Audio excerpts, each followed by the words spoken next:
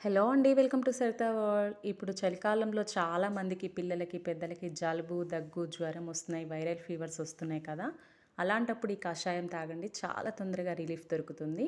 దానికి కావాల్సింది ఫస్ట్ ఒక పిరికెడు సబ్జాకు, అలాగే ఒక పిరికెడు తులసాకు తీసుకొని, దాన్ని నీట్‌గా కడిగి ఒక పావు లీటర్ నీళ్ళల్లో వేసి, దాంట్లోనే ఒక స్పూన్ వాము, అలాగే ఒక అర స్పూన్ మిరియాల పొడి. మిరియాల పొడి లేకపోతే మిరియాలైనా ఒక అర స్పూన్‌ని మామూలుగా కొంచెం కచ్చపచ్చగా దంచుకొని వేసుకోండి. దాంట్లోనే ఒక అర స్పూన్ సొంటి పొడి లేకపోతే సొంటి అయినా వేసుకోండి.